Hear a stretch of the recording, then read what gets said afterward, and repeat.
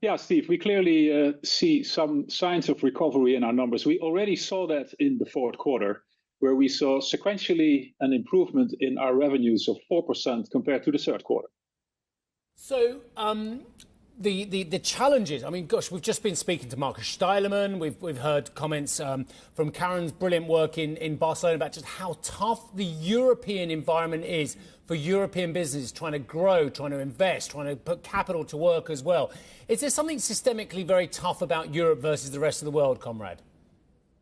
Yeah, I think what has been a challenge, Steve, for chemicals in Europe was the energy situation.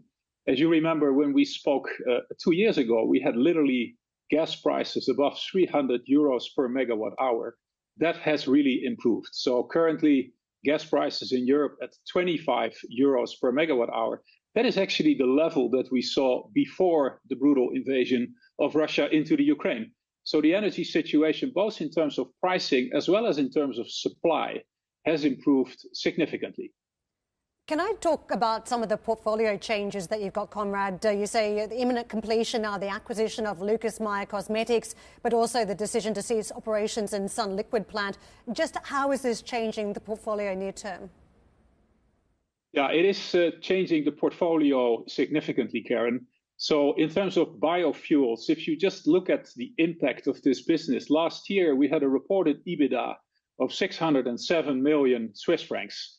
That included actually a total of 100 million negative EBITDA, partly from operating losses, partly from closure costs of this business. So we're actually looking forward to the years ahead when this dilution is out of our numbers. What we added is the Lucas Meyer acquisition, which actually makes us a leader in cosmetics chemicals. And this is arguably the single most attractive segment in specialty chemicals, both from a growth and margin perspective. What is the growth in the chemical side, the cosmetics chemical side of the business versus what we've seen traditionally across the rest of the space? How different is that profile? Yeah, that is very different. So what you see is an underlying demand in cosmetics, particularly for products like anti-age creams of high single digits. That demand, even last year when we had actually challenges in chemicals overall, that demand actually held up quite nicely. There was a little bit of down trading, but actually demand also in cosmetics in the segment that Lucas Meyer operates in, hold it up actually very well. I want to dig into the mining side. Mining solutions and oil services grew organically in the latest numbers. What are you seeing there? Because it's been a really interesting space. The oil prices has been remaining resilient. We've also seen a lot of demand for different mining products at this point because of energy, the transition we're seeing around the green side. So what are you seeing in terms of some of the strengths?